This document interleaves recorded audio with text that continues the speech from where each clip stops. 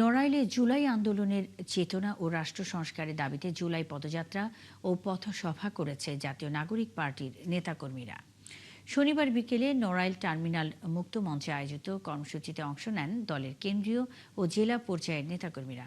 পথসভায় যোগ দিয়ে এনসিপি সংসদ সদস্য হাসনাত আবদুল্লাহ বলেন, গণভোটের রায় বাস্তবায়ন জনমতের প্রতিফলন। এছাড়া পুলিশ প্রশাসন, রাষ্ট্র সংস্কার, দেশের সার্বভৌমত্ব ও সীমান্ত সুরক্ষার বিষয়ে জনগণ যদি নিজেদের অধিকার সম্পর্কে সচেতন হন, পাশাপাশি দায়িত্ব যথাযথভাবে পালন করে, তাহলে ভবিষ্যতে এসব সমস্যার স্থায়ী সমাধান সম্ভব। কর্মসূচিতে আরও অংশ নেন সংসদ সদস্য ডক্টর মাহমুদা মিতু সহ দলের বিভিন্ন পর্যায়ের নেতাকর্মীরা। পথসভায় বক্তারা বলেন,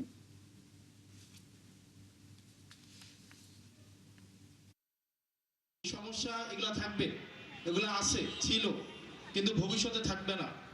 তখন থাকবে না যখন আমরা আমাদের অধিকারটা বুঝে নেওয়ার সাথে সাথে আমরা আমাদের কর্তব্যটাও যখন যথাযথভাবে পালন করব, তখন আর এই জিনিসগুলা থাকবে না।